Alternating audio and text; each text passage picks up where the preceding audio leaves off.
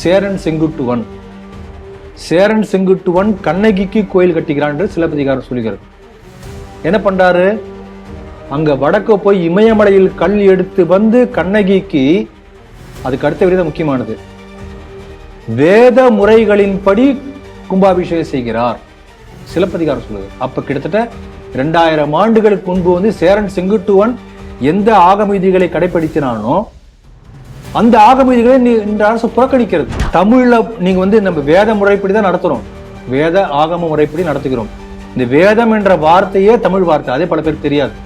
வே அப்படின்னா மறையறதுன்னு அர்த்தம் தமிழ்ல. வேனா மறைதல், பயிரை மறைப்பது வேலி, மறைந்திருந்து தாக்குபவன் வேடன், தன்னை மறைத்து கொண்டு வேற உருவத்தில் வருவது வேடம். எல்லாம் வே என்ற வார்த்தையில் வந்து, அப்ப வேதம் என்பதே மறைப்பொருள் என்று சொல்கிறோம், தமிழ் வார்த்தை. அப்ப தமிழையும் சமஸ்கிருதத்தையும் பிரிக்கவே முடியாது. நீங்க தானே பிரிக்கிறீங்க. தமிழ் என்று சொல்லி தமிழ்ல கும்பாபிஷேகம் பண்ணு, அதுல ஒரு பிரிவினை. தமிழ் கடவுள் முருகன் ஏதாவது சொல்லி தமிழ் என்ற வார்த்தையை பிரிவினைக்கு பயன்படுத்தக்கூடிய வார்த்தையாக இவங்களை மாற்றிவிட்டார். மருத்துவமனைகளை பராமரிக்க வேண்டிய அரசாங்கம் மருத்துவமனைகள் நிறைய பிரைமரி ஹெல்த் நிறைய வரணும், எங்கே நோய் இருக்கக்கூடாது, நிறைய பேராமீட்டர்ஸ் வச்சிருக்காங்க. இப்போ உதாரணத்துக்கு இத்தனை 1000 பேருக்கு எத்தனை பேருக்கு வந்து இந்த குறிப்பிட்ட நோய் இருக்கிறது, இந்த குறிப்பிட்ட பாதிப்பு இருக்கிறது, அது ஒவ்வொரு வருஷமும் எப்படி குறைந்து கொண்டே வருகிறது, இதுதான் பேராமீட்டர்ஸ். அதெல்லாம் பார்த்து சரிப்படுத்துவதற்கான முயற்சி நடக்குதா? அதெல்லாம் ஒண்ணும் கிடையாது. எத்தனை டாஸ்மாக் விற்கணும், அதுதான் உனக்கு கவலை. மேலும் மேலும் டாஸ்மாக் விற்கணும். டாஸ்மாக் வித்தா வாங்கறது ஹோல்சேல் இவங்க யாரு, ப்ரொடியூசர் யாரு? 2 கழக கண்மணிகளுடைய முக்கிய புள்ளிகள். அப்ப அதிமுக வந்தாலும் டாஸ்மாக் இருக்கும், மாறாது. திராவிடம் வந்தாலே டாஸ்மாக் இருக்கும். தமிழகத்தை ஒழித்ததே வந்து இந்த திராவிடம் தான். 2 கழக கண்மணிகளுடைய ஏடிஎம்கேல சில பேர், டிஎம்கேல சில பேர் டிஸ்டிலரிஸ் நடத்துறான். அவன் கோடிக்கணக்கில் சம்பாதிச்சுட்டு இருக்காங்க. பாத்தீங்கன்னா யூரோப்பிய நாடுகள் இன்றைக்கு பல இடங்கள்ல முஸ்லிம்களால் ஏற்படக்கூடிய பிரச்சனைகள் எல்லாம் எப்படி வந்து பாத்தீங்கன்னா, லிபரலிசம் பேசி வெளிநாட்டுல வந்து அகதிகளே உள்ளே விட்டாங்க. அவங்களும் லிபரலிசம் தான் பேசினாங்க. இப்ப அதே லிபரலிசம் பேசக்கூடியவர்கள் அமெரிக்கால வந்து மேயர் வேட்பாளருக்கு தேர்வு செய்யக்கூடிய இடத்துல இருக்கக்கூடிய அந்த மாதிரி பேச ஆரம்பிச்சிருக்காருன்னா, இன்றைக்கு ஐரோப்பாவுக்கு நேர்ந்த கதி நாளைக்கு அமெரிக்காவுக்கும் நடக்க வாய்ப்பு இருக்கிறது.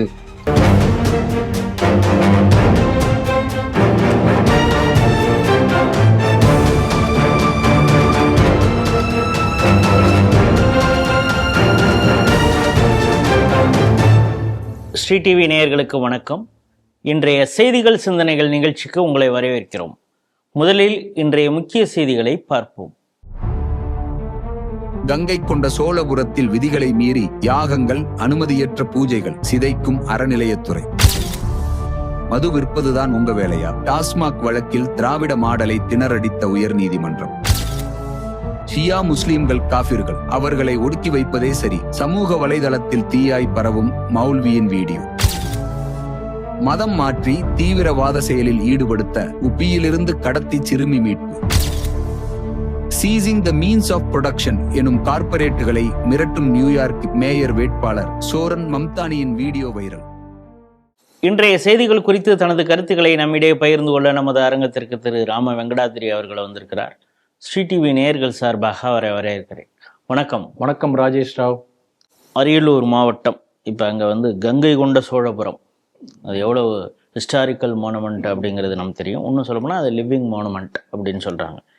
ஏன்னா ஒரு சில இதை கிளாஸிஃபை பண்ணியிருக்காங்க. மகாபலிபுரம் வந்து நான் லிவிங், அங்கே எந்த ஒரு பூஜை இதெல்லாம் நடக்கலை. ஆனால் இங்கே பார்த்தீங்கன்னா ஆகம விதிப்படி பூஜைகள்லாம் நடந்துக்கிட்டு இருக்கு. 1035 முதலாம் ராஜேந்திர சோழன் கட்டியதும் எப்படி தஞ்சாவூர் பிரகதீஸ்வரர் எவ்வளவு பெருமை மிக்கதோ அதே போல் கங்கை கொண்ட சோழபுரம் தமிழனின் பெருமை அப்படியெல்லாம் இப்போ இந்த கில்லடியை வச்சு சொல்லிட்டு இருக்காங்க. ஆனால் இங்கே வந்து ஹெச்ஆர்என்சி வேறு அதில் இருக்குது, ஏஎஸ்ஐ எல்லாம் இருந்தால் கூட இந்த பூஜை இந்த விஷயங்கள்லாம் பார்க்குறதுக்கு அட்மினிஸ்ட்ரேஷனை வந்து ஹெச்ஆர்என்சியும் பார்த்துக்கிட்டு இருக்கு. இங்கே வந்து அந்த வரலாற்று தொன்மைக்கு இழுக்கு ஏற்படுத்துறது மாதிரியும் புது புது யாகங்கள், பூஜைகள் இதெல்லாம் ஆகமத்துக்கு விரோதமாக இஷ்டத்துக்கு நடக்குது. லட்சக்கணக்கில் வசூல் பண்ணுறாங்க. அந்த பணம்லாம் என்ன பண்ணுறாங்கன்னு தெரியல. அங்கே இருக்கக்கூடிய அர்ச்சகர்கள் வந்து ஒழுங்கீனமாக நடந்து கொண்டிருக்காங்க அப்படிங்கிற பல விஷயங்களை அங்கே பகுதி மக்கள் சொல்லியிருக்காங்க. இது குறித்து விரிவாக ஜூனியர் உடன்ற ஒரு கட்டுரையாக வந்திருக்கிறது. இந்த செய்தி எப்படி பார்க்குறீங்க? சுருக்கமாக ஒரே ஒரு வாக்கியத்தை சொல்லலாம்னு நினைக்கிறேன். தமிழ் பழமொழி தான், ஆமை புகுந்த வீடும் அமீனா புகுந்த வீடும் உருப்படாது. அறநிலையத்துறை புகுந்த கோயில் உருப்படாது. நம்ம தொடர்ந்து சொல்லிக்கொண்டே இருக்கிறோம். தொடர்ந்து இப்ப மட்டும் இல்லை, இதுக்கு முன்பு இருந்த அதிமுக ஆட்சியிலும் சரி பல கோயில்கள்ல ஆகம விதிகள் மீறப்பட்டிருக்கின்றன.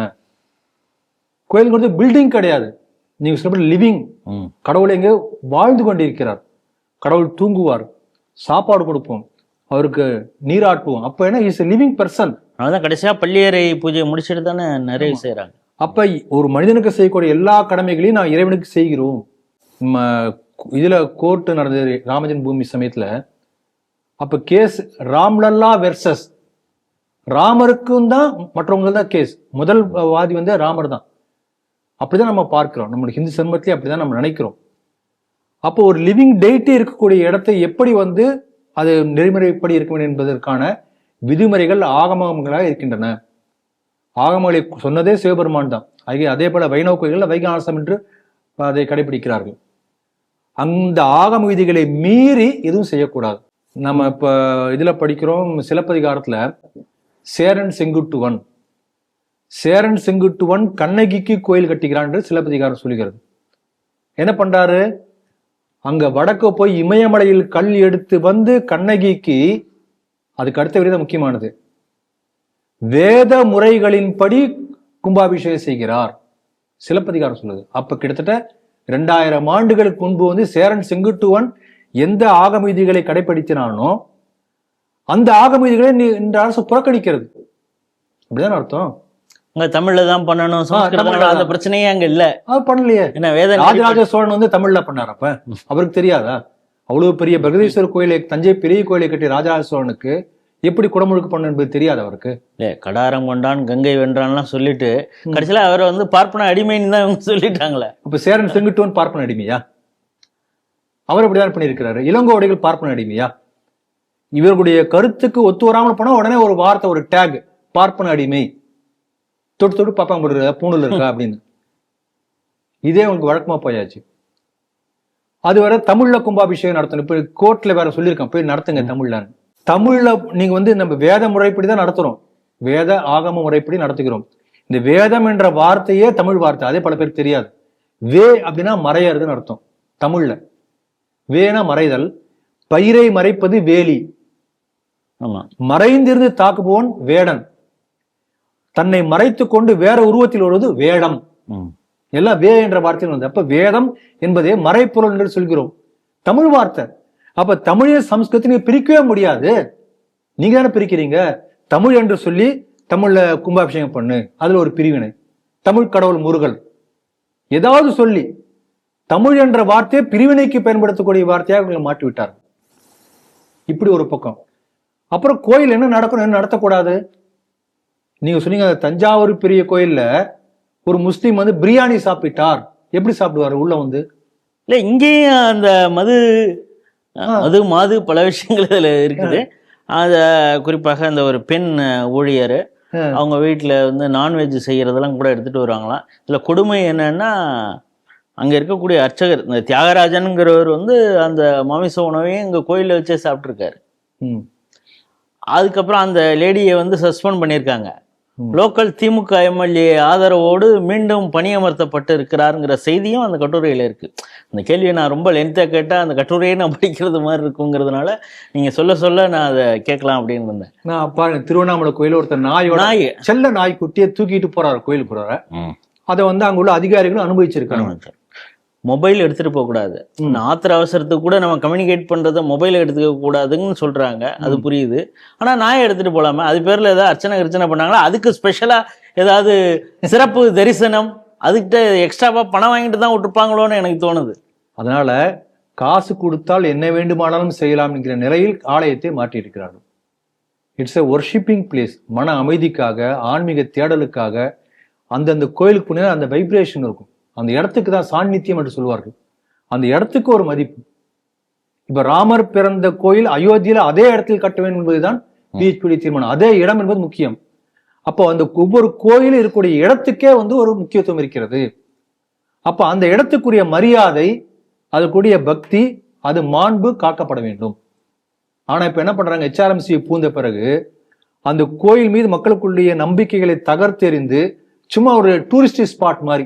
இப்ப தாஜ்மஹால் போறீங்க, சும்மா போறீங்க, போட்டோ எடுக்கிறீங்க, செல்ஃபி எடுக்கிறீங்க, என்ன வேணா சாப்பிடலாம். இப்ப தாஜ்மஹால் மாதிரி தஞ்சை பெரிய கோயிலா? பிக்னிக் ஸ்பாட் மாதிரி. பிக்னிக் ஸ்பாட் அந்த மாதிரி மாற்றுகிறார்கள். கொஞ்சம் கொஞ்சமாக ஆலயத்தின் மீது உள்ள ஆன்மீக நாட்டம், ஆன்மீக பிடிப்பு, கலாச்சார பிடிப்பு இவர்களை தகர்ப்பதற்கான முயற்சி மெதுவா ஸ்லோவா பண்ணிட்டே இருக்காங்க. அதில் ஒரு முயற்சியாக நான் பாக்குறேன். இது ஒரு பக்கம். இன்னொரு பக்கம் கோயில் அடிக்கடி கொள்ளையெல்லாம் பயங்கர கொள்ளை. இப்போ எதுக்குன்னா ஒரு நாளைக்கு 2000 பேர் இப்போது வரைக்கும், அதாவது ரிசர்ச் பண்றவங்க, ஸ்டூடெண்ட்ஸு, இந்த தொன்மை குறித்து ஆய்வு செய்யக்கூடியவங்க, இப்படின்னு பார்த்தா ப்ளஸ் அந்த வழிபாடு, அதுக்காக பக்தர்கள், இப்படி 2000 பேர் எப்படியாவது வந்துடுறாங்க. ஆனால் அவங்கள்ட்ட ஒவ்வொருத்தவங்களா ஸ்பெஷல் பூஜை என்னென்னமோலாம் புது புது யாகங்கள் பூஜையெல்லாம் சொல்லி பெரிய லெவலில் வசூல் நடக்குது. அதில் 20% மட்டும் செலவு பண்ணிட்டு அதையும் அடிக்கிறாங்க. அந்த கமிஷனில் பங்கு இருக்குது அப்படிங்கிறதும் அந்த கட்டுரை சொல்லுது. இந்த ஆலயத்தினுடைய கொள்ளையை பற்றி பார்த்தோம்னா 2G ஊழலை விட பல மடங்கு இருக்கும். தமிழகத்தை மட்டுமே சொல்றேன். அந்த அளவுக்கு கொள்ளையடித்து கொண்டிருக்கிறார்கள். பாருங்க, அந்த கிட்டத்தட்ட 4 லட்சம் ஏக்கர் நிலத்துல இருந்து 200 கோடி ரூபாய் வருமானங்கிறாங்க. நீங்க ஏதாவது யோசனை பண்ணி பாருங்க. கிட்டத்தட்ட ஒரு பங்கை கணக்கு அமைச்சு 999 பங்கு வந்து கொள்ளையடிச்சிட்டு இருக்காங்க. பெரிய கொள்ளை நடந்து கொண்டிருக்கிறது. அதுல நீங்க சொல்லக்கூடிய ஒரு சின்ன ஒரு பார்ட். இது பாக்கெட் மணி மாதிரி அவங்களுக்கு. ஆமா, அந்த கோதானம் என்று சொல்லி பழனியில வந்து எந்த அளவுக்கு வந்து கொள்ளை நடக்கிறது என்று அதை பற்றி ஸ்ரீ டிவில பேசணும். என்னையா இந்த கோயிலுக்கு என்ன குத்தகை நடக்குது, என்ன குத்தகை விட்டுறீங்களா, எவ்வளவு பணம் வருது, உள் குத்தகை ஏதாவது விட்டுறீங்களா கேட்டோம்னா ஆர்டிஐ கேட்டீங்கன்னா பதில் வராது, மிரட்டல் வரும். உயிருக்கு ஆபத்து. இப்ப நேத்து நம்மளுடைய அரசு கையில் ஆலயங்கள் நம்ம எபிசோடு வந்திருக்கு, அது சம்பந்தமா தான் பேசியிருக்காங்க. ஏன்னா நமக்கு தெரிஞ்ச அட்வொகேட் ராமலிங்கம் தான் அதை கேட்டிருக்காரு. இப்பொழுது இந்த நிலத்தை யாரு கோயில் நிலத்தை வச்சிருக்கா அப்படின்னா ஆக்கிரமிக்க வச்சிருக்காங்களான்னு. ஆம் அப்படின்னு பதில் வந்துருச்சு. ஆனா அது யாரு அப்படின்னு சொன்னா உயிருக்கு ஆபத்து. இப்ப கேள்வி கேட்டவருக்கு உயிருக்கு ஆபத்தா இல்ல அந்த பதில சொல்லக்கூடிய அதிகாரிக்கு உயிருக்கு ஆபத்தான்னு நமக்கு தெரியல. அந்த நிலத்தை வைத்திருக்கிறவருக்கு ஆபத்தா, இந்த மாதிரி அவருக்கு ஆபத்து வராது. அவர்னால யாருக்காவது ஆபத்து வரும். உயிருக்கு ஆபத்துனா பொதுவா புரிஞ்சுக்கணும், அவ்வளவுதான். அப்ப எந்த அளவுக்கு வந்து தகவல்கள் மறுக்கப்படுகின்றன, மறைக்கப்படுகின்றன அப்படின்னா ஊழல் அர்த்தம். பெரிய ஊழல் நடந்து கொண்டிருக்கிறது. அதனால்தான் ஹிந்து மணி மாநாட்டில் ஒரு அழகான தீர்மானம் போட்டிருந்தாங்க, ஆலயத்தை விட்டு அரசு வெளியேற வேண்டும் என்று. ஆக அந்த கருத்தை நாம் வலியுறுத்துகிறோம். இந்த ஆலயத்தை விட்டு அரசு, இந்த அறநிலையத்துறை வெளியே போனால்தான், அரசு வெளியே போனால்தான் தமிழக ஆலயங்கள் செழிப்பாக இருக்கும், நன்றாக இருக்கும், அந்த பண்பாட்டு மனத்தோடு இருக்கும். என்றைக்கு அந்த நாள் வரும் என்று காத்து கிடக்கிறோம். இந்த திராவிட மாடல் அரசுக்கு எதிராக நீதிமன்றங்கள் பல சாட்டையடி தீர்ப்புகளை சொல்லியிருக்குது. பல நேரங்களில் அது அப்சர்வேஷனாக இருக்குது. அந்த தீர்ப்பெல்லாம் அப்படியே தொடச்சிட்டு அவங்க பாட்டு அடுத்த வேலையை தான் செய்துட்டு இருக்காங்க. சரி, அப்படி ஒரு கண்டெம்ட் ஆஃப் த கோர்ட் இருக்குன்னா அதற்கு என்ன தண்டனை அப்படிங்கிறதும் இது வரைக்கும் நீதிமன்றம் கொடுத்தது மாதிரியும் தெரியல. ஆனால் என்ன ஒரு முகத்தில் அறையிறது மாதிரி ஒரு அப்சர்வேஷன், ஒரு தீர்ப்பு சொல்லியிருக்காங்கன்னா, மதுரை நீதிமன்றத்தில் மதுரை கைத்தறி நகர்ன்னு இருக்கு. அந்த கோரிக்கையே நமக்கு வித்தியாசமா இருக்குது. அங்க வந்து ஒரு லேடி வந்து ஒரு டாஸ்மாகை திறக்கணும் அப்படின்னு ஒரு வழக்கு போடுறாங்க. அந்த வழக்கெல்லாம் பார்த்துட்டு அந்த நீதிபதிகள் என்ன சொல்றாங்கன்னா, ஒரு பக்கம் வந்து நீங்க கவுன்சிலிங், மதுவிலேருந்து அந்த போதை பழக்கத்திலேருந்து விடுவிக்கிறதுக்காக ஒரு பக்கம் பண்றீங்க, இன்னொரு பக்கம் நீங்களே டாஸ்மாக் நடத்துறீங்க. டாஸ்மாக்கே அரசு தான் நடத்த வேண்டுமா அப்படிங்கிற ஒரு கேள்வியை கேட்டிருக்காங்க. இதை எப்படி பார்க்குறீங்க? நல்ல கேள்வி, அழகான கேள்வி. அதில் இன்னும் ரொம்ப ஒரு லாஜிக்கலாக ஒன்று கேட்டிருக்கான். ஆன்லைன் ரம்மியை உங்களால் தடுக்க முடியுது, எல்லாருடைய மொபைலுக்கும் அது வந்துடுது, அது ஒரு டிஃபால்ட்டாக இப்போ அது வந்து நிறைய ஆடு மாதிரியே வந்துடுது. நீங்கள் அதை இது பண்ணிங்கனாலே நீங்கள் கேமுக்கு உள்ளார போயிடுவீங்க. அதையே உங்களால் தடுக்க முடிஞ்சது, ஏன் டாஸ்மாகை இழுத்து மூட முடியாது அப்படின்னு ஒரு கேள்வி கேட்டிருக்காங்க. நல்ல கேள்வி கேட்டிருக்காங்க. அதுக்கு வந்து அதாவது ஒரு கேள்விக்கு பதில் நீங்கள் சொல்ல விருப்பம் இல்லை, எல்லாம் சொல்ல முடியாது, தர்ம சங்கடத்தில் இருக்கீங்க என்று சொன்னா ஆங்கிலத்தில் என்ன சொல்லுவாங்கன்னா அதுக்கு பதில் இட்ஸ் அ குட் கொஷின்.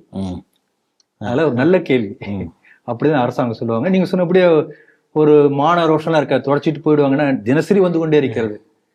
தினசரி ஏதாவது ஒரு கோர்ட்ல வந்து தமிழக அரசை பார்த்து இந்த மாதிரி காரி துப்பக்கூடிய நிலையில தமிழக அரசு இருக்கிறது. இதில் என்ன நீங்க கவனிக்கணும்னா, இன்றைக்கு தமிழகத்தில் இருக்கக்கூடிய நீதிபதிகள்ல பல பேர் வந்து இவர்கள் போட்ட பிச்சை என்று அவங்களே சொன்னாங்க. நாம சொல்ல, அவங்க சொன்ன ஸ்டேட்மெண்ட் தான். அப்படி இவங்க போட்ட பிச்சை போக இருக்கக்கூடிய நீதிபதிகள் ரொம்ப சில பேர் தான். அப்படி ஒரு சில பேர் இருக்கும் போதே தினசரி அப்படி காரி துப்பக்கூடிய நிலை வந்திருக்கிறது சொன்னால் நேர்மையான முறையில் நீதிபதி நியமனம் செய்யப்பட்டிருந்தால் என்ன ஆயிருக்கும்? நாள் முழுக்க எல்லா கேஸ்லயும் காரிச்சு போவாங்க தமிழக அரசு. ஒரு 20% இருக்கக்கூடிய ஜட்ஜஸே இது மாதிரியான தீர்ப்பு கொடுக்குறாங்க. ஆமா. அப்ப எந்த அளவுக்கு மோசமான நிர்வாக சீர்கேட்டுல தமிழக அரசு இருக்கின்றது என்பதை நாம் புரிஞ்சுக்கலாம். அவர் அழகா கேள்வி கேட்டிருக்காரு. இப்போ ஒரு அரசாங்கத்துடைய வேலை என்ன? இந்த தமிழகம் முழுக்க மக்கள் இருக்காங்க, அவங்களுக்கு எல்லாத்துக்கும் ஆரோக்கியம், இது அவங்களுடைய வாழ்க்கை ஆதாரம் மேம்படணும், குடிநீர் வசதி ஏற்படுத்தி தரணும், தொற்று நோய் வந்தா பாதுகாக்கணும். இதெல்லாம் கவர்மெண்ட்டுடைய வேலை. நதி நீர்நிலைகளை பாதுகாக்கணும், ரோடு போடணும், இப்படிதான் உள்கட்டமைப்பு அதிகப்படுத்தணும். இதுதான் அரசாங்கத்துடைய வேலைங்கிறது, இப்படிதான் இருக்கணும். இதை விட்டுட்டு டாஸ்மாக்ல சரக்கு வித்தையா, தீபாவளி வருது, ரிபப்ளிக் டே வருது, அதுக்கு டார்கெட் இவ்வளவு அச்சீவ் பண்ணியா? கலெக்டர் கேட்கிறாரு. அதை ஆங்கில செய்தித்தாள் அதை வந்து மீடியால போட்டு கிழிச்சு கேள்வி கேட்கிறான். ஒரு கவர்மெண்ட்டுடைய ஒரு ஃபங்க்ஷனரி கலெக்டர் வந்து டாஸ்மாக் இந்த மாதிரி சேல்ஸ் வந்து இந்த டிஸ்ட்ரிக்ட்ல வந்து ஏன் இந்த மாதிரி அச்சீவ் பண்ணல என்று ரிபப்ளிக் டே அன்னைக்கு கேட்டிருக்காருன்னு சொல்லி பேட்டி வந்திருக்கு. அந்த அளவுக்கு தமிழகத்துடைய நிர்வாகம் இருக்கிறது. இப்ப டாஸ்மாக்ல சரக்கு விற்கலையா, அப்போ வந்து விற்கிறதுக்கு எப்படி வந்து அதை இது பண்ணலாம்? அப்போ இந்த ஆட்டோமேட்டிக் அதை வச்சோம்னா அது கண்கவரம் இது பண்ணலாமா? இல்ல சின்ன பாக்கெட் மினியேச்சர் பாக்கெட்ல கொடுக்கலாமா? வேடனா அது பேர் என்ன? வீரன் வீரன் வீரன் வீரன் என்ற தலைப்புல புதுசா பிராண்ட் அறிமுகப்படுத்தலாமா? டெட்ரா பேக்ல கொடுக்கலாமா? டெட்ரா பேக்ல கொடுக்கலாமா? அப்புறம் காலையில 9 மணிக்கு, ஏன்னா வேலைக்கு போறவங்க பல பேர் சாப்பிட்டு போகணும்னு ஆசைப்படுறாங்க. ஏதோ அவங்கள வந்து குடிகாரர்கள் வேற சொல்லக்கூடாது, மதுப்பிரியர்கள் சொல்லணும். அந்த மதுப்பிரியர்களுடைய வசதிக்காக டெட்ரா பேக்லையும் காலையிலையும் 9 மணிக்கு திறக்கலாமாங்கிற பல முன்னேற்பாடுகள் குறித்தெல்லாம் பேசிட்டு இருந்தாங்க. கடைசியில் அதெல்லாம் இல்லை, எதிர்ப்பு வந்தோடனே அப்படியெல்லாம் நாங்கள் யோசிக்கலை அப்படின்ட்டாங்க. ஆகவே மருத்துவமனை கட்ட வேண்டிய அரசாங்கம், மருத்துவமனைகளை பராமரிக்க வேண்டிய அரசாங்கம், மருத்துவமனைகள் நிறைய பிரைமரி ஹெல்த் நிறைய வரணும், எங்கேயும் நோய் இருக்கக்கூடாது, நிறைய பேராமீட்டர்ஸ் வச்சிருக்காங்க. இப்போ உதாரணத்துக்கு இத்தனை 1000 பேருக்கு எத்தனை பேருக்கு வந்து இந்த குறிப்பிட்ட நோய் இருக்கிறது, இந்த குறிப்பிட்ட பாதிப்பு இருக்கிறது, அது ஒவ்வொரு வருஷமும் எப்படி குறைந்து கொண்டே இருக்கிறது, இதுதான் பேராமீட்டர்ஸ். அதெல்லாம் பார்த்து சரிப்படுத்துவதற்கான முயற்சி நடக்குதா? அதெல்லாம் ஒண்ணும் கிடையாது. எத்தனை டாஸ்மாக் விற்கணும், அதுதான் உனக்கு கவலை. மேலும் மேலும் டாஸ்மாக் விற்கணும். டாஸ்மாக் வித்தா வாங்கறது ஹோல்சேல் இவங்க யாரு, ப்ரொடியூசர் யாரு? 2 கழக கண்மணிகளுடைய முக்கிய புள்ளிகள். அப்ப அதிமுக வந்தாலும் டாஸ்மாக் இருக்கும், மாறாது. திராவிடம் வந்தாலே டாஸ்மாக் இருக்கும். தமிழகத்தை ஒழித்ததே வந்து இந்த திராவிடம் தான். 2 கழக கண்மணிகளுடைய ஏடிஎம்கேல சில பேர், டிஎம்கேல சில பேர் டிஸ்டிலரிஸ் நடத்துறான். அவன் கோடிக்கணக்கில் சம்பாதிச்சுட்டு இருக்கான். இங்க வந்து நம்ம பல டியூஷன் சென்டர் நடந்துட்டு இருக்கு. அடையாறு ஆட்டங்கரை ஓரமாக கிட்டத்தட்ட 17 டியூஷன் சென்டர், 2 ஐடி சென்டர் நடக்குது ஃப்ரீயா. வேத விஞ்ஞான ஆராய்ச்சி மையம், அனன்யா ஃபவுண்டேஷன், சிங்கேரி சாரதா மடம் எல்லாம் சேர்ந்து இணைந்து நடத்தக்கூடிய ஒரு ப்ராஜெக்ட். நான் அடிக்கடி அந்த பகுதி போவேன், அந்த வகுப்புகள் எல்லாம் போய் பார்க்கறதுக்காக போவேன். என் ரொம்ப வேதனையான ஒரு விஷயத்த சொல்றேன். வாரத்துக்கு ஒரு 3 நாள் அந்த பக்கம் நான் எப்படி இருந்தாலும் போவேன். எப்போ போகும்போது புதுசா ஒரு போஸ்டர் இருக்குங்க, வருந்துகிறோம், கண்ணீர் அஞ்சலி. 45 வயசுல இருக்கும், 35 வயசு, 45 வயசு, லெஸ் தேன் 50 இயர்ஸ்ல ஒருத்தர் இறந்து போனதா இருக்கும். அந்த பையில பல பேர் நமக்கு தொடர்புல இருக்கணும், போய் கேட்போம். யாரு என்ன கேட்டோம்னா, குடிகார பையங்க குடிச்சு குடல் வந்து செத்து போயிட்டான். தினசரி இப்படி ஒரு இன்சிடென்ட்ங்க. ஒரு சின்ன ஸ்ட்ரெச், நான் சொல்ல ஒரு 4 கிலோமீட்டர் ஸ்ட்ரெச்சில் நான் வாரத்துக்கு ஒரு 3 நாள் போறேன். யாராவது வருந்துகிறோம் போஸ்டர், 35-45 வயசுல, 50 வயசுக்குள்ளார. அப்ப தமிழ்நாடு முழுக்க அந்த குடியால் செத்துக்கொள்ளக்கூடிய, தினசரி சாப்பிடும் எத்தனை பேர் இருப்பாங்க? கள்ளச்சாராயத்துல பல்கா சவறது வேற, அது தவிர இது தெரியாம இன்விசிபிள் டெத்து. இது சாராயத்தினால் செத்தவன் எவனும் சொல்ல போறதே இல்லை. இவனுக்கு 10 லட்சம் கிடைக்கவும் போறது இல்லை, கிடைக்க போறது இல்லை. அப்ப எந்த அளவுக்கு அந்த தமிழ்ல சொல்லுவாங்களே, ஒரு மோசமா திட்டுவாங்களே, தாலி இருக்குன்னு சொல்லுவாங்க பொதுவா. இதே கனிமொழி வந்து இளம் விதவைகளுக்காக போராடுகிறோம் பண்ணாங்களே, இப்போ அவங்க கண்ணுக்கு தெரியலையா அது? அப்போ உண்மையிலே அது அவங்க சொன்னது கரெக்டு, அப்போ சொன்னது கரெக்டு, இப்போ அவங்க சொல்லாம இருக்காங்க. இளம் விதவைகள் நிறைந்த தமிழகமாக மாறிக்கொண்டிருக்கிறது. தினசரி பல பேர் அந்த மாதிரி இறந்து போறாங்க. அப்ப மக்களை கொலை செய்ய, அந்த கொலை செய்த பணத்தை வைத்துக் கொண்டு சாராய வியாபாரம் நடத்தி கொண்டிருக்கிறது டாஸ்மாக். இதான் உண்மை. இது ஒரு பக்கம். இது இன்னொரு பக்கம் சொல்ற கேளுங்க. நீங்க வந்து அதே போல அந்த பகுதிக்குள்ளார போனீங்கன்னா வீட்டுல வந்து படுத்த படுக்கையா நடமாட முடியாம படுத்து கிடப்பாங்க. யாரா வயசானவங்க நினைப்பீங்க, வயசான தாத்தா பாட்டி, 55 வயசு, அவ்வளவுதான். 50 இயர்ஸ்ல வந்து பெட்ரிடனாக போகிறார்கள். ஏன்னா தினசரி சாராயம், அந்த சாராயத்துல வந்து நல்ல சாராயத்தோட அவனே டாஸ்மாக்ல நிறைய கலந்து கொடுக்கறதா சொல்றாங்க, தெரியாது நமக்கு, போதைக்காக அங்கங்க சேர்க்கிறாங்களாம். அப்ப என்ன ஆகும்? முழுக்க முழுக்க அந்த பகுதி முழுக்க பெண்கள் தான் வந்து குடும்பத்தை காப்பாற்றி கொண்டிருக்கிறாங்க. நான் கண்ணால பார்த்தேன். காலங்காத்தால 6 மணி 7 மணிக்கு வேலைக்கு போனாங்கன்னா நைட்டு 8 மணி 7 மணி வரைக்கும் தொடர்ந்து அவ்வளவு வேலை பண்ணி அவங்க தான் அந்த குடும்பத்தை காப்பாத்துறாங்க. அப்படி அந்த பெண்கள் அவ்வளவு பாடுபடுவதற்கு காரணம் இந்த டாஸ்மாக். இது யாரும் வெளியில பேச மாட்டாங்க. இந்த அளவுக்கு தமிழகத்தையே சீரழித்து கொண்டிருக்கக்கூடிய நான் ஒரு இடத்த கேஸ் ஸ்டடியா பாக்குறேன். இதே தான் எல்லாத்தையும் இருக்கும். இப்போ இதோடைய அடுத்த கட்டமாக நம்ம என்ன பார்க்குறோம்னா, சிங்கிள் பேரண்ட், அந்த குழந்தைங்க அடுத்த தலைமுறை எப்படி பாதிப்பு அடையுதுங்கிறதையும் சேர்த்து பார்க்க வேண்டியதா இருக்குல்ல. நீங்க சொன்னீங்கன்னா 50 வயசுல அந்த கணவர் இறந்துட்டாருன்னா அப்படின்னா அது சிங்கிள் பேரண்ட்ல தானே அந்த குழந்தைய வளரும். ஒன்னா கணவர் இறந்து போறாங்க, இல்லைன்னா முடமா போய் படுத்த பேர்டனா இருக்காங்க, அவங்களையும் சேர்த்து இந்த பெண்கள் காப்பாற்றணும். அப்ப அவங்க படிப்பு எந்த அளவுக்கு பாதிக்கும், ஒட்டுமொத்த தமிழகத்தை வந்து பாதிக்கக்கூடிய, நான் சொல்றது ஒரு லோயர் மிடில் கிளாஸ் அந்த மிடில் கிளாஸ் அந்த மாதிரி உள்ள குடும்பத்தில் உள்ள நிலை இதுதான். அன்னைக்கு டெய்லி லேபர்ஸ், அன்ஆர்கனைஸ் செக்டார், அவங்களுக்கு ஒன்றும் சேமிப்பு இருக்காது. 1000 ரூபாய் தான் டார்கெட் இவங்களுக்கு. 1000 ரூபாய் கொடுத்துட்டா எல்லாம் சரியாயிடும். சரியாயிடும். அடுத்த எலெக்ஷன் வரும்போது உங்களுக்கு சரக்கு வாங்கி கொடுத்தா அவங்க ஓட்டு போட்டுருவோம். எந்த அளவுக்கு பாதிச்சிருக்கு பாருங்க. நீங்க சொன்ன உடனே ஒரு விஷயம் ஞாபகத்து வந்தது. அந்த காசி தியேட்டர் இருக்கு, காசி தியேட்டர் கார்ல வந்து டாஸ்மாக் கடை இருக்கும். டாஸ்மாக் அந்த கார்ல அப்படி லெப்ட்ல நீங்க திரும்பினீங்கன்னா அங்க போலீஸ் போய் நின்றுட்டு இருப்பாங்க. 2 வீலர்ல யார் போனாலும் வாயா ஊது அப்படிமா. என்னையே ஒரு நாள் இப்படி போயிட்டு இருந்தா, சார் ஒரு நிமிஷம் வாய் ஊதுங்க சார் அப்படின்னா. எதுக்குன்னு கேட்டேன். இல்ல அங்கே டாஸ்மாக் இருக்கு அப்படின்னா. அங்க கடைக்கு வாசல்லேன்னு ஊத சொல்ல வேண்டியதானே. டாஸ்மாக் கடை கவர்மெண்ட் நடத்தும். அங்க வந்து வரிசையா 2 வீலர் பார்க்கிங் இருக்கு. 2 வீலர்ல வந்து குடிக்கிறான், அதுக்கு நீங்க அனுமதிக்கிறீங்க. வெளியில வரும்போது போலீஸ் அதே அவனை வந்து ஃபைன் போடுறீங்க. என்ன சார் நியாயம்? இப்படிதான் அந்த போலீஸ்காரனை பார்த்து நான் கேட்டேன். அவர் ஒன்று சிரிச்சுட்டு போயிட்டார். அவர்கிட்ட பதில் இல்ல. குட் கொஸ்டின் தான். ஆகவே தமிழகம் வந்து எந்த அளவுக்கு வந்து மதுவால் வீழ்ந்து கொண்டிருக்கின்றது என்பதற்கான ஒரு அருமையான ஒரு கேள்வியை கேட்டிருக்காரு. தமிழக மக்கள் விழிப்பார்களா என்பதுதான் நம்முடைய எதிர்பார்ப்பு. மக்களாக பார்த்து திருந்தணும். நாம பல முயற்சிகள் பண்றோம். அதுக்காக டி அடிக்ஷன் ப்ரோக்ராம்ல பல இடங்கள் நடத்திட்டு இருக்கோம். ஆனால் ஒரு அரசாங்கமே வந்து பாருங்க, ராஜாஜி வந்து கொட்டு மழையில போய் மதுவிலக்குக்காக வந்து போய் கருணாநிதியை பார்த்தார் என்றெல்லாம் ஒரு வரலாற்று சம்பவம் படிக்கணும். ஆனா அதை வந்து வேற மாதிரி நக்கலாக கருணாநிதி சொன்னார் என்று நம்ம படித்திருக்கிறோம். அதனால தமிழகத்தை வீழ்த்தியது, மதுவுக்கு அடிமைப்படுத்தியது திராவிடம்.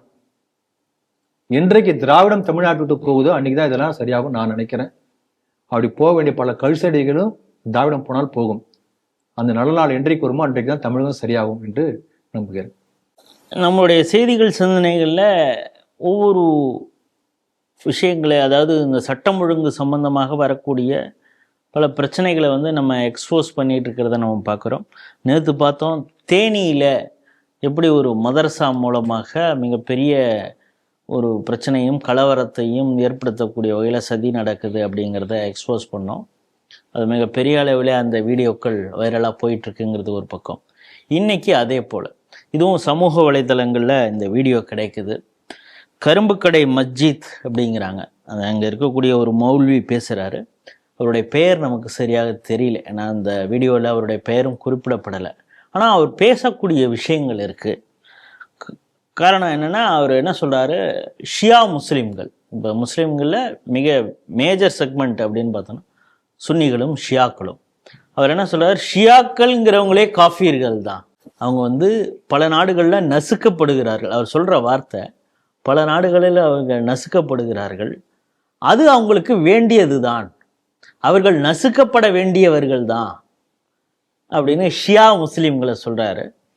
அதுக்கு பிறகு என்ன சொல்கிறாருன்னா, அவர்கள் இஸ்ரேலியர்களாக உருவாக்கப்பட்டவர்கள், இஸ்லாத்தில் குழப்பத்தை விளைவிப்பதற்காக உருவாக்கப்பட்ட ஒரு செக்ட் தான் ஷியா, அவர்கள் அழித்து ஒழிக்கப்பட வேண்டுங்கிற ரீதியில் அவர் தொடர்ந்து பேசிட்டு வர்றாரு.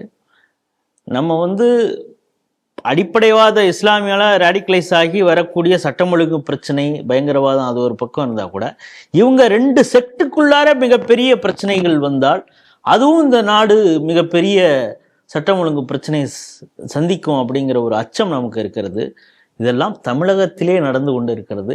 இதை இந்த அப்பா கண்டும் காணாமல் இருக்கிறார் அப்படிங்கிற ஒரு அச்சமும் ஏற்படுகிறது. நீங்க இது சம்பந்தமா என்ன நினைக்கிறீங்க? நம்முடைய ஹிந்து மதத்தை பற்றி ஒரு பெருமிதம் எனக்கு வருது. ஏன்னா ஹிந்துயிசம் ஒன்லி அப்ரிஷியேட்ஸ் த டிஃபரன்சஸ்.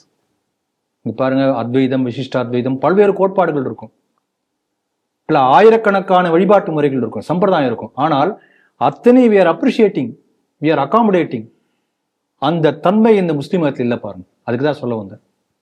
அந்த ஷியாவுக்கு சுனிக்கு அவரே சொல்றாரு, லா இலாஹி இல்லல்லாஹு, அதாவது அல்லாவை தவிர வேறு கடவுள் ஒருத்தர் இல்லவே இல்லை அப்படின்னு ரெண்டு பேரும் சொல்றோம். நானும் சொல்றேன், அவனும் சொல்றோம். ஆனா அவன் வந்து காஃபிர். அதற்கு பிறகு அவன் சொல்றதுங்கிறதுல அது ஒரு சின்ன டிஃபரன்ஸ், அதை ஏற்றுக்கொள்ள முடியாது. அப்ப எந்த அளவுக்கு வந்து ஒரு சின்ன ஒரு வேறுபாட்டை கூட சகித்து கொள்ளவே முடியாத ஒரு மதம் இஸ்லாம். அதுக்கு ஒரு நல்ல உதாரணம். அது பல உதாரணம் இருக்கு, இது ஒரு நல்ல அருமையான உதாரணம். அவர் என்ன சொல்றாருன்னா, காஃபிர்னு சொல்றார். குரான் படி, ஹதீஸ் படி காஃபிர்னா யாருன்னா இந்த உலகத்தில் வாழ தகுதியற்றவன். தெளிவா சொல்லியிருக்காங்க. நாம தான் வந்து போட்டு குழப்பிக்கிறோம். நம்மளால அவன் காஃபிர்னு தான் சொல்றான். அப்படின்னு என்ன அர்த்தம்? இந்த உலகத்துல வாழ தகுதி இல்லை, அவனுடைய தயவால போனா போதுன்னு இருக்கும், அவ்வளவுதான். அப்படிதான் அதுக்கு அர்த்தம். அதற்கு நம்ம மதம் மாறணும். ஒரு டைம் பீரியட் கொடுப்பான், இல்லாட்டி அவன் என்ன வேணா பண்ணக்கூடிய உரிமை உண்டு. அதே போல உலகம் முழுக்கவே அல்லாவுக்கு மட்டுமே சொந்தமானது. அதனால்தான் இந்த இது வக் ப்ராப்பர்ட்டி அப்படியே அந்த வக் போர்டு காங்கிரஸ் கொண்டு வந்திருக்காங்க. அந்த லாவை அல்லாவுக்கு சொந்தமானது. அவன் நினைச்சானா உடனே இந்த இடம் அல்லாவுக்கு சொந்தமாயிடும். இதுதான் இப்படிப்பட்ட வசனங்களை போதிக்கக்கூடிய குரான் ஹதீஸும் ஏன் வந்து தடை செய்யப்படலைன்னு எனக்கு ஆச்சரியமா இருக்கு. ஒரு கல்கத்தா குரான் பெடிஷன் என்று ஒரு கேஸ் நடந்தது, ஆனா அதெல்லாம் அப்படியே நின்று போச்சு. அதனால இப்ப இது என்னன்னா, ஷியாக்களை வந்து இவர்கள் வந்து ஏற்றுக்கொள்ள, இந்த ஈரான் போர் பொறுத்த வரைக்கும் வந்து வேற வழி இல்லாமல் நம்ம வந்து அதுக்கு ஆதரவு கொடுப்போம் இந்த போர் முடிகிற வரைக்கும். ஆனா போர் முடிஞ்ச பிறகு என்ன பண்ணுவான்னு தெரியாது, அது வேற ஏதோ பண்ணுவாங்க. இப்போதைக்கு வந்து எதிர்க்கணும், அதுக்காக எதிர்க்கிறோம்.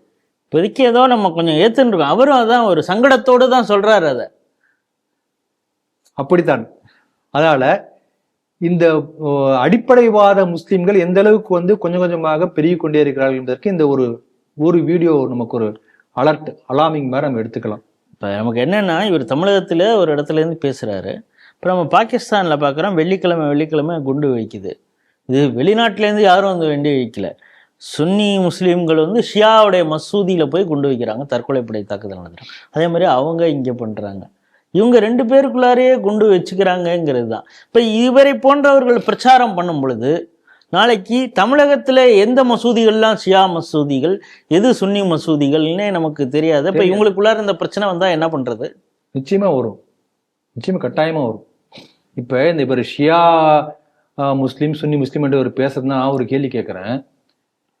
நம்ம இங்க சொல்லக்கூடிய ராம ஜென்மபூமி இடத்துல இருந்த அந்த பாபரி மசீத் என்று சொல்லப்பட்ட அந்த கட்டடம் வந்து ஷியாக்களுக்கு சொந்தமானது. நம்ம நாட்டுல பெரும்பான்மை சுன்னி முஸ்லீம் எழுதி இருக்கிறாங்க. இத்தனைக்கு ஷியா முஸ்லீம்கள்லாம் வந்து இடத்த விட்டு கொடுக்க தயாராக இருந்த போது கூட ஒரு ஷியா மசூதிக்கு சுன்னி போகவே மாட்டாங்க. அதுதான் அவரும் குறிப்பிட்ட. எப்படி நீங்க வந்து அந்த அதுக்காக இவ்வளவு பெரிய நாடு முழுக்க போராட்டம் பண்ணீங்க? இல்ல, அதுக்குதான் அவங்களும் சொல்றாங்க, அவங்க வந்து ஷியா முஸ்லீமாக இருந்ததுனாலதான், அதுவும் குறிப்பாக ஷியா போரா முஸ்லீம்களாக இருந்ததுனாலதான் பலர் வந்து மோடியை ஆதரிக்கிறார்கள். ராம ஜென்ம பூமியிலே விட்டு கொடுக்க தயாராக இருந்தார்கள். நம்மளா இருந்தா அதை பண்ணியிருக்க மாட்டோங்கிறது ரீதியிலேயும் அவர் பேசுறாரு. ஆகவே நிச்சயமாக ஒரு மத அடிப்படைவாதத்தை விசிறி விட்டு தூண்டி விடக்கூடிய ஒரு பேச்சை பேசியிருக்கிறார். அதான் நீங்க அழகா சொல்லியிருக்கீங்க. தொடர்ந்து என்ன ஆகுன்னா, ஏற்கனவே பல மசூதிகள் நாடு முழுக்க அவை எல்லாவற்றையும் கொஞ்சமா இந்த அடிப்படைவாதம் பேசக்கூடிய முஸ்லிம்கள் வந்து கைப்பற்றி கொண்டிருக்கிறார்கள். இப்படி வந்து ஒரு குற்றச்சாட்டு வெளிப்படையாக வந்து கொண்டிருக்கிறது. சமீபத்தில் பாத்தீங்கன்னா கம்பத்துல ஒருத்தர் வந்து பேசியிருக்காரு, ஆமா இஸ்லாம் நாடு முழுக்க இஸ்லாமை மாத்தணும் சொல்லிட்டு. இஸ்லாம் வந்து இந்தியாவின் மீது போர் தொடுக்கும் இது ஹதீஸ்ல இருக்கிறது. சொல்றாரு, we have the right to invade India, we have the every right to convert India into Islamic nation. எங்களுக்கு அது பர்த் ரைட் மாதிரி பேசுறாங்க. அப்ப இந்த மாதிரி வீடியோக்கள் வர ஆரம்பிச்சிருக்கின்றன. இப்ப பயான் என்று சொல்லுவாங்க, இந்த வெள்ளிக்கிழமை பயான் ஒரு செய்தி மாதிரி அங்க மெசேஜ் கொடுப்பாங்க. இப்ப என்ன ஆயிருக்குன்னா, பல மசூதிகள்ல பயான் செய்தி சொல்லக்கூடிய பாரம்பரியமா வந்து அதுக்கு சில பாரம்பரியமான சில மெத்தட் வச்சிருக்காங்க. இவங்க தான் அந்த பயான்ல பேசுவாங்க என்றெல்லாம் இருக்குது. அதெல்லாம் தள்ளி விட்டுட்டு அடிப்படைவாதம் பேசக்கூடிய முஸ்லிம்கள் பயான் சொல்லக்கூடியவங்க பல இடங்களில் மாற்றப்பட்டிருக்கிறார்கள். இதை பற்றி தகவல் வந்து நமக்கு தெரிய வந்து எல்லிஸ் ரோட்ல ஒரு மாஸ்க்ல, அந்த எல்லிஸ் ரோட்ல உள்ள மாஸ்க்ல இதே போல பயான்ல வந்து மாற்றிருக்காங்க. பெரிய போராட்டம் நடந்த பிறகு அப்புறம் திருப்பி பழையபடி அந்த பயான்ஸ்ல கூட மாத்திட்டாங்க என்ற செய்தி நமக்கு கிடைச்சது. ஸ்ரீ டிவில அதை பத்தி பேசணும். அதை பத்தி பேசி முடிச்ச அவர் வந்து எக்ஸ் அல்லுமா, இந்த பயான் கொடுத்தவர் எக்ஸ் அல்லுமா. அந்த வீடியோ வேற நீக்கணும் வேற போலீஸ் தரப்புல வந்து ஒன்னு போன் பண்ணி கேக்குறாங்க. அப்ப எந்த அளவுக்கு வந்து இது மோசமா இருக்கும். திருவள்ளிக்கேணியில குறிப்பாக அந்த ஆற்காடு நவாப் அமீர் மஹால் ஒரு இடம் இருக்கும் ராயப்பேட்டா பக்கத்துல. அந்த ஆற்காடு இளவரசுக்கு சொந்தமானது. அவருடைய கண்ட்ரோல்ல எல்லா மசூதிகள் முழுக்க இருக்கு. கொஞ்சம் கொஞ்சமாக இதே போல பயான் பேசக்கூடியவர்களுடைய அந்த இதை வந்து ரேடிக்கல் இஸ்லாம் அப்படிப்பட்டவர்களாக எக்ஸ்சேஞ்ச் பண்ணிட்டு இருக்காரு என்று தகவல் வந்து இருக்கிறது. ஆனால் இது மாதிரி இந்த வஹாபி முஸ்லீம்ஸ், தீவிரவாதம் பேசக்கூடிய அடிப்படைவாத முஸ்லீம்களுடைய எண்ணிக்கை கொஞ்சம் கொஞ்சமாக பயான் சொல்லக்கூடிய எண்ணிக்கை அதிகமாகிக் கொண்டே இருக்கிறது தமிழகத்துல. ஒரு கவலை தரக்கூடிய விஷயம். இதெல்லாம் நமக்கு இதான் எடுத்துக்காட்டு. இது ஒரு பக்கம். ரெண்டாவது, இன்னும் நம்ம என்ன புரிஞ்சுக்கணும்னா, இஸ்லாம் என்று சொன்னாலே ஒரு அமைதி மார்க்கம். இஸ்லாம்னா சகோதரத்துவம், எல்லாம் ஒற்றுமையா இருப்பாங்க. இப்ப மீனாட்சி பரமன் இடத்த தமிழ்நாட்டில் வந்து ஹரிஜனங்களை மதம் மாத்தினாங்க. உடனே இது அப்ப என்ன சொல்லப்பட்ட காரணம் என்று சொன்னால், நாங்க வந்து ஈக்குவாலிட்டி, இஸ்லாம்னா ஈக்குவாலிட்டி என்பதுதான் அர்த்தம் என்றெல்லாம் அப்ப பேசினாங்க. அந்த கருத்தை வலியுறுத்தப்பட்டது. இன்றைக்குள்ள பல தலித் தலைவர்கள் கூட அன்னைக்கு அந்த கருத்தை ஆதரிச்சு பேசினாங்க. ஆனா இதே ஈக்குவாலிட்டி எந்த அளவுக்கு இஸ்லாம்ல இருக்கு பாருங்க. பெர்ஷியா என்ற ஒரே நாடாக இருந்த அந்த நாடு முஸ்லிம் நாடாக மாறணும்னே ரெண்டா உடஞ்சி போச்சு. Iraq, Iran. ஏன்னா சியா சுன்னி. பாகிஸ்தான் என்ற ஒரே நாடாக இருந்தது. பங்களாதேஷ் பாகிஸ்தான் ஏன் பிரிஞ்சது? பங்களா, உருது. அப்போ ஒரு மொழியை வைத்தோ அல்ல சியா சுன்னி என்பதை வைத்தோ இந்த இஸ்லாம் வந்து தனித்தனியாக பிரிந்து கொண்டே இருக்கும். இதான் இஸ்லாத்துடைய இது. இன்னும் சொல்ல போனோம்னா, சுதந்திர போராட்ட வரலாற்றை நீங்க எடுத்து பார்த்தீங்கன்னா, அந்த ஜின்னா ப்ரொபோஸ் பண்ண உடனேயே வெகு விரைவாக வெகு தீவிரமாக களத்துல இறங்கி பாகிஸ்தான் பிரிவினைக்காக வேலை செய்தவர்களான அகமதியாக்கள். அவங்கள முஸ்லீம் பெரிய ரோல் அவங்களுக்கு தான். அந்த அளவுக்கு அகமதியா வேலை செய்யாட்டி ஜின்னா கூட நினைச்சு பார்த்துருக்க மாட்டார். 10 வருஷத்துல வந்து அந்த அளவுக்கு அவங்க வேலை பண்ணியிருக்காங்க. நீங்க சொன்னது அதுதான் வரேன் நான். 47 பாகிஸ்தான் உருவான பிறகு அகமதியாக்கள் வந்து அங்க உள்ள காபீர்களை போல நடத்தப்பட்டார்கள். நீங்க அடிச்சுன்னு இருக்கிறான், அகமதியா மசூதி எல்லாம் அடிச்சுன்னு இருக்கிறான். அங்க வாழ தகுதி இல்லாம இருக்கான். இன்னும் நீங்க பாருங்க, மோடி அரசால் சிஏ சட்டம் கொண்டு வந்த போது அகமதியாக்கள் ஒரு ரெக்வஸ்ட் வச்சான். அங்கே உள்ள அகமதியாக்களையும் அதே போல வந்து சிஏ சட்டத்துல சேருங்கன்னு கேட்டான். இல்லை, இப்போ இங்கே ஹைதராபாத்தில் இருக்கக்கூடிய ஜமாத்துகள்லாம் சேர்ந்து அகமதியாக்களை வந்து முஸ்லீம்கள் இல்லைன்னு ஒதுக்கி வச்சாங்க. இந்த மைனாரிட்டி அஃபேர்ஸ் நம்ம மோடி கவர்மெண்ட், குறிப்பாக ஸ்மிருதி இரானி தான் அவர்கள் இஸ்லாமியர்கள் தான் அப்படின்னு ஒரு விஷயங்களை வந்து வலியுறுத்தி சொன்னாங்கங்கிறதையும் பார்க்குறோம். ஆமாம், அதனால் இதுக்கு சொல்ல வந்தோன்னா, இந்த இஸ்லாம் என்பதே வந்து இப்போ உதாரணத்துக்கு உலகம் முழுக்க இஸ்லாமிய மயமாச்சுன்னு வச்சுக்கலாம். ஆனால் என்ன ஆகும்னா, அடுத்த நாளே வந்து எல்லாம் ஒருத்தர் அடிப்பான். அகமதியா, முஸ்லீம், சுனி ஒட்டுவான், சுனி, போரா, சலாபி, வஹாபி, ஏகப்பட்டது இருக்கு. இப்போ பங்களாதேஷ்லாம் கண்ணுக்கு நேராக பார்க்குறோம். ஆரம்பத்தில் வந்து ஷேக் ஹசீனாவுக்கு எதிராக மாணவர்கள் போராட்டம்னாங்க. கடைசியில் இந்து கோயில்கள்லாம் நேற்று கூட ஒரு துர்கை கோயிலை வந்து உடைச்சிருக்காங்க. அங்கேயும் பார்த்தீங்கன்னா ஷியாக்கள் வந்து சன்னிகளை அடிக்கிறாங்க. சன்னி வந்து ஷியா மசூதிகள் எல்லாம் வந்து தாக்குறாங்க, அவங்களை அடித்து விரட்டுற அந்த வீடியோக்குள்ள தான் போயிட்டு இருக்கு. இதே நடந்து கொண்டு இருக்கும். அதே போல கடைசியில் உலகத்துக்கு எல்லாம் சுன்னி மட்டுமே வந்துட்டாங்கன்னு வச்சுக்கோங்களேன்.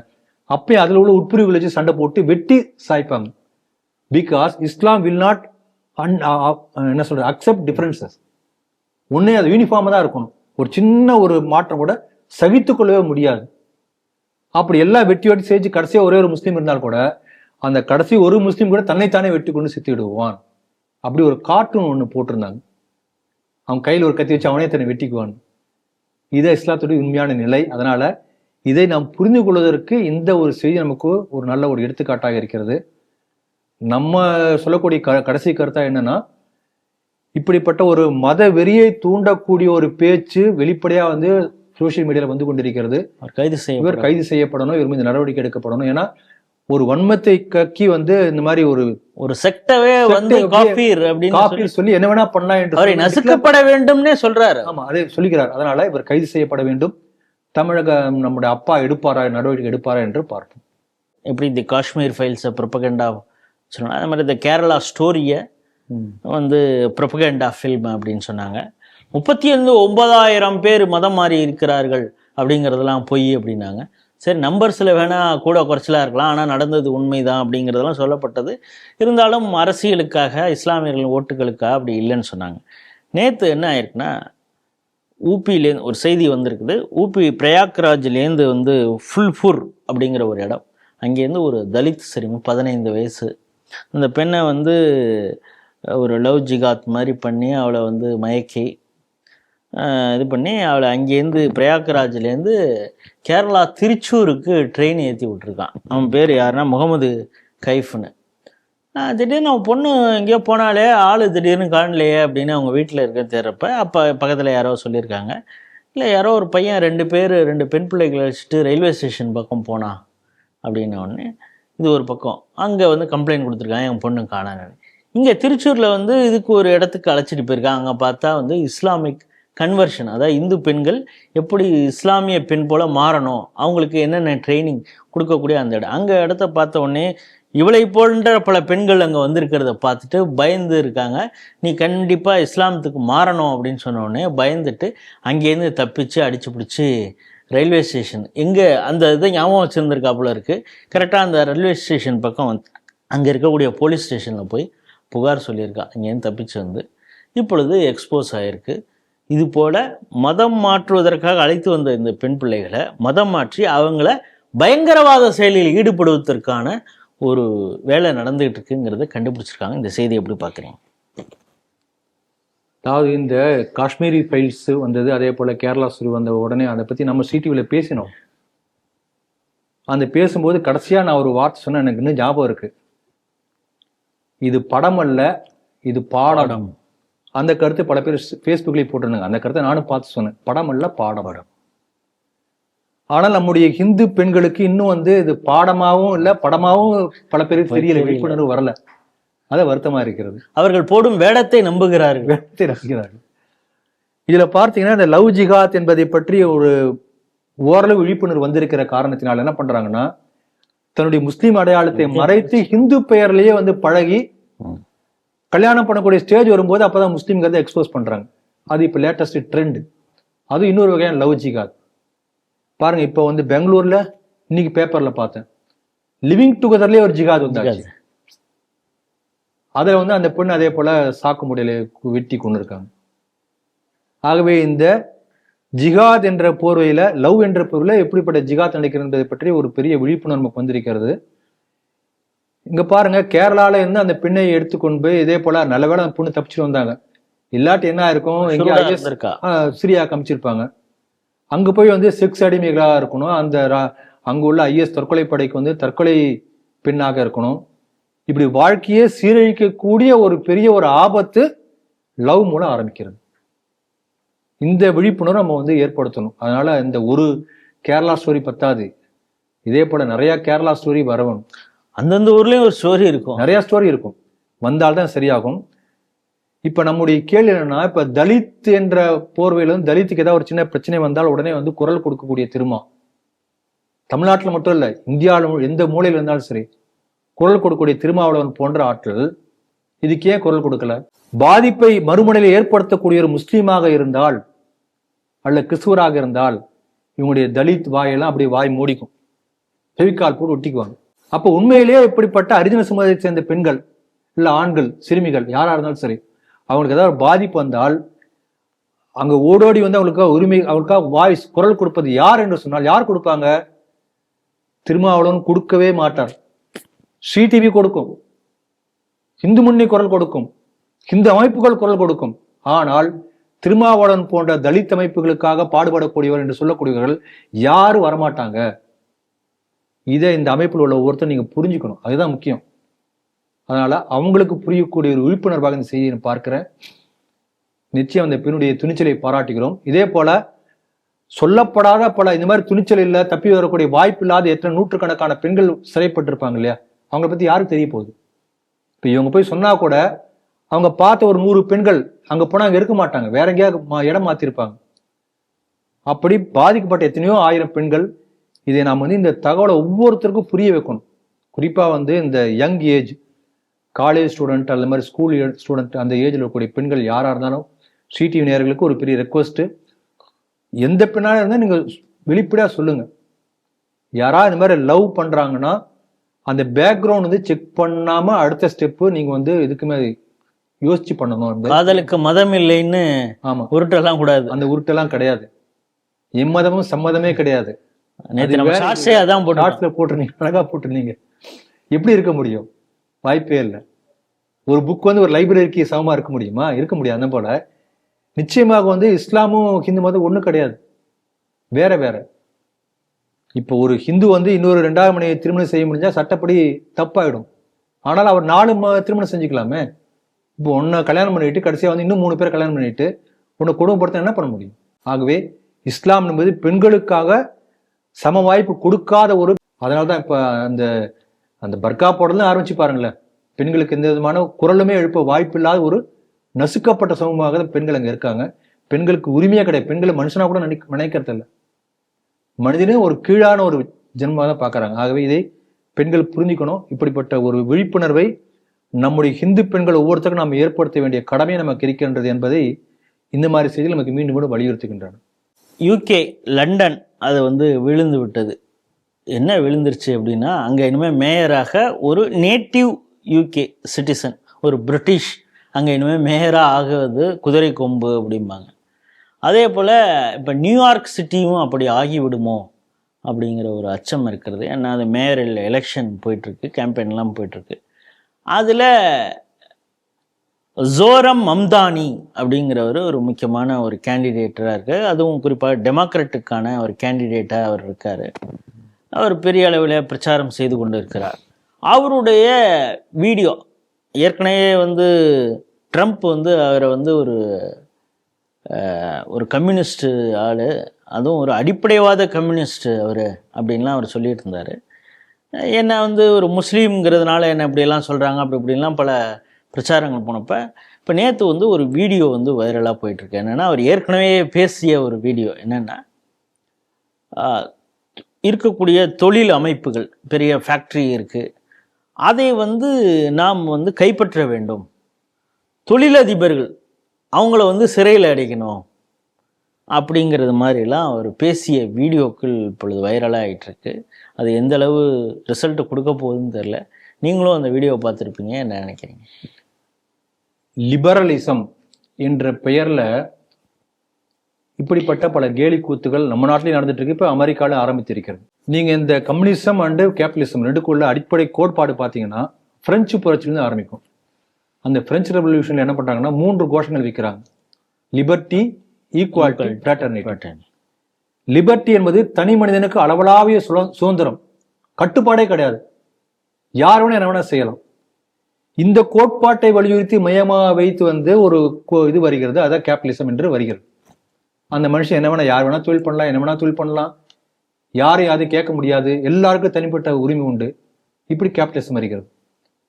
அப்போ அதுக்கு மாற்றாக என்ன வருதுன்னா ஈக்குவாலிட்டி, எல்லாருக்கும் எல்லாம் கிடைக்கணும், எல்லாத்துக்கும் ஒரே மாதிரி எல்லாம் கிடைக்கணும். சுதந்திரம்லாம் கிடையாது, பேச்சு சுதந்திரம் எதுவுமே கிடையாது. ஆனா உனக்கு என்ன சாப்பாடு கிடைக்கும், சோறு கிடைக்கும், ட்ரெஸ் கிடைக்கும், இடம் கிடைக்கும், அவ்வளவுதான். அப்ப இந்த ஈக்குவாலிட்டி என்பதை வைத்துக்கொண்டு என்ன பண்ணாங்கன்னா, எல்லாட்டும் யார்கிட்டயா பணக்காரன் ஒருத்தர் இருக்கார், யாராவது ஒரு தொழிலாளி, ஒரு முதலாளி இருக்கார், சொத்து இருக்குன்னு அதை புடுங்கி கவர்மெண்ட் வச்சுக்கும், இந்த எல்லாத்துக்கும் கொடுக்கும், கொடுக்கறத வாங்கிக்கும். யாரும் தனிப்பட்ட முறையில் சொத்து சேர்க்க முடியாது. இதுதான் ஈக்குவாலிட்டி என்பதற்கு கம்யூனிசம் கொடுத்த விளக்கம். அப்புறம் என்னன்னா அந்த ஃப்ராட்டர்னிட்டி எல்லாம் விட்டுட்டாங்க. அதுக்கு எந்த யாருமே அதை எடுத்துக்கவே இல்லை. சகோதரத்துவத்தை எல்லாம் மறந்தாச்சு. இது ரெண்டும் வரப்ப அது தேவையில்லாம இப்ப இந்த கம்யூனிஸ்ட் என்ன பண்றாங்கன்னா தொழிலாளியுடைய ஆட்சி வரணும். தொழிலாளி ஆட்சினா யாரு?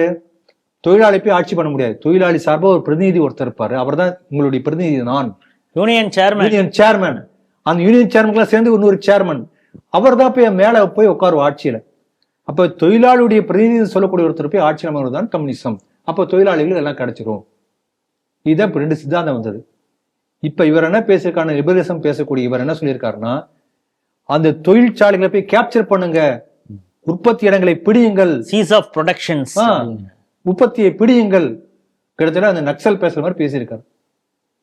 இது அமெரிக்காவுடைய, நம்ம வந்து கேபிட்டலிசம் சரி என்று நான் சொல்லல, அது வந்து குறைபாடு உள்ள ஒரு தத்துவம் தான். ஆனால் அமெரிக்காவுடைய அடிப்படையாக இருக்கக்கூடிய அந்த தத்துவத்தையே ஆட்டம் காண வைக்கக்கூடிய மாதிரி ஒரு பேச்சை இவர் பேசியிருக்காரு. அதாவது அதனுடைய ப்ராடக்ட், அதனுடைய அமெரிக்காவுடைய இன்னைக்கு பாத்தீங்கன்னா பொருளாதார வளர்ச்சி என்பது என்னுடைய கேபிட்டலிஸ்டிக் பிலாசபி தான் வந்திருக்கு. பெரிய பெரிய ஜெயன்ஸ் நீங்க இன்னைக்கு பாத்தீங்கன்னா சொந்தமா ராக்கெட் ஏவக்கூடிய அளவுக்கு அங்க இருக்காங்க. சமூக வலைத்தளங்கள், பெரிய பெரிய மார்க்கெட்டிங் ஜெயன்ஸ், பார்மாட்டிக்கல் ஜெயன்ஸ் எல்லாம் கேபிட்டலிஸ்ட் தான். அப்ப அதை வந்து அசைத்து பார்க்கக்கூடிய மாதிரி ஒரு பேச்சு அவர் பேசியிருக்கார். இது அமெரிக்காவுடைய அந்த அடுத்த ஃபியூச்சரே இந்த மாதிரி வந்து புரட்டி போடக்கூடிய மாதிரி ஒரு ஒரு கருத்தை அவர் சொல்லியிருக்காரு. அதுவும் இவர் வந்து இமிகிரண்ட், அது ஒன்று இருக்கு. அப்பனா இல்லீகல் இமிகிரண்ட்லாம் சேர்ந்து இந்த வேலையை செய்ய போறாங்களா அப்படிங்கிறப்ப அங்க இருக்கக்கூடிய செமிட்டிக் ரிலீஜன்ல இருக்கிறவங்க, அவங்க வந்து பூர்வீக குடிமக்கள்னு சொல்லிக்கிற அமெரிக்க வெள்ளையர்கள் வந்து அப்பனா இவங்க மேல எப்படி அந்த வன்மத்தை அடுத்தது காட்டுவாங்க அடுத்த லெவல்லங்கிறது, அது ஒரு தேவையில்லாத ஒரு பிரச்சனையை ஏற்படுத்தக்கூடிய வேலை தானே அது. இப்ப நீங்க பாத்தீங்கன்னா யூரோப்பிய நாடுகளே இன்றைக்கு பல இடங்கள்ல முஸ்லிம்களால் ஏற்படக்கூடிய பிரச்சனைகள் எல்லாம் எப்படி வந்து பாத்தீங்கன்னா லிபரலிசம் பேசி வெளிநாட்டுல வந்து அகதிகளே உள்ளே விட்டாங்க. அவங்களும் லிபரலிசம் தான் பேசினாங்க.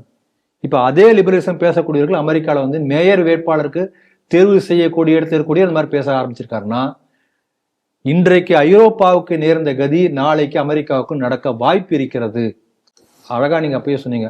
அவர் ஒரு மசூதியில பேசின வீடியோ இன்னும் இருக்கு. அவரு இப்ப நீங்க லிபரல் இந்த கம்யூனிஸ்ட் எல்லாம் பேசினது ஒரு பக்கம் இருந்தா கூட மசூதியில போய் ஒரு பயான், இப்ப வெள்ளிக்கிழமை மாதிரி ஏதோ ஒரு இடத்துல ஓட்டு போடணும். பியாண்டு நியூயார்க்ல நம்ம வந்து மில்லியன் அளவுக்கு ஆட்கள் இருக்கோம். நம்ம போன முறை ட்ரம்ப் அவர் ஜெயிச்சதுங்கிறதே எப்படி சொல்றாருன்னா, நம்ம பல பேர் ஓட்டு போடலை, ஏன்னா நம்ம தோத்துருவோம் நம்மளாம் நினச்சிக்கிட்டு ஓட்டு போடலை, ஆனால் நம்மளுடைய ஸ்ட்ரென்த்து நமக்கு தெரியல. இங்கே இருக்கக்கூடிய இஸ்லாமியர்களுக்கு அந்த ஆட்சி அதிகாரம் வேணுங்கிறதுக்காக தான் நான் வேலை பார்க்குறேன், நீங்கள் எல்லாரும் ஓட்டு போடணும், நம்முடைய அதிகாரத்தை நாம் கைப்பற்ற வேண்டும். Not only New York city, beyond city hall அப்படின்னு அவர் ஒயிட் ஹவுஸ் வரைக்கும் அவர் போகிறார். அதை வந்து ஒரு பயான், அதை வெள்ளிக்கிழமை நடக்கக்கூடிய தொழுகை இடத்துல போய் அவர் அந்த வாக்கு சேகரிப்புலையும் ஈடுபடுறாருங்கிறதையும் சேர்த்து பார்க்கும் பொழுது இவருக்கு பின்னால் வேற என்னென்ன நெக்ஸஸ் எல்லாம் இருக்கும். பாகிஸ்தானுக்கு ஆதரவாக பேசியிருக்கிறார். இந்த லிபரலிசம் பேசக்கூடியவர்கள் எல்லாமே எந்த அளவுக்கு ஆபத்து என்பதற்கு நான் உதாரணம் சொல்றேன். நம்ம நாட்டே வச்சு பார்க்கலாம். நீங்க பாத்தீங்கன்னா பெண்ணியம் என்று பேசுவார்கள், அதுக்கு வந்து தனி விங்கி வச்சிருப்பாங்க. ஜனநாயக மாத சங்கம், பெண்களுக்காக உரிமைக்காக போராடுவாங்க. ஆனா அப்படி பண்ணியும் பேசி அதே கம்யூனிஸ்ட் ஹிஜாப் பிரச்சனை வந்த போது என்ன பண்ணாங்க, பர்காவுக்கு ஆதரவு கொடுக்குறாங்க. இதுதான் உங்களுடைய இரட்டை நிலைப்பாடு. இதே மார்க்சிஸ்டோ அல்லது கம்யூனிஸ்ட் கட்சியில லிபரல்ஸோ ஜிகாதிகளுக்கு வெளிப்படையாக ஆதரவு கொடுக்குறாங்க. அவங்களோட நெக்ஸஸ் சேர்ந்து பல செயல்கள் செய்கிறாங்க, அவங்களோட சேர்ந்து போராட்டங்கள் ஈடுபடுறாங்க. இவங்களும் அவங்களை ஆதரிக்கிறாங்க, அவங்களும் இவங்களை ஆதரிக்கிறாங்க. ஆகவே லிபரலிசம் பேசக்கூடிய இதே நியூயார்க் நகர அந்த மேயராக வரக்கூடிய வாய்ப்புள்ளவரும் இதே போலதான் இருப்பார். அப்ப ஆட்சியை பிடிப்பதற்காக லிபரலிசம் பேசுவார், ஆட்சியை பிடித்த பிறகு ஜிகாதிகளுடைய ஆட்சி நடக்கும். அதனால நீங்கள் சொன்னபடி விரைவில் நியூயார்க்ல வந்து ஷரியாலா அதாவது வருமா என்று பார்க்கணும். ஓரளவு விழிப்போடு இருந்தால் ஆரம்பத்திலேயே அந்த முளையிலே கிளியறது போல செய்யக்கூடிய வாய்ப்பு இப்போ இருக்கு. லண்டன் மாதிரி இப்போ போகல. ஆகவே ஆரம்பத்திலே இதை தடுக்கக்கூடிய முயற்சியில் அமெரிக்கர்கள் ஈடுபட்டால் அமெரிக்காவுக்கு நல்லது.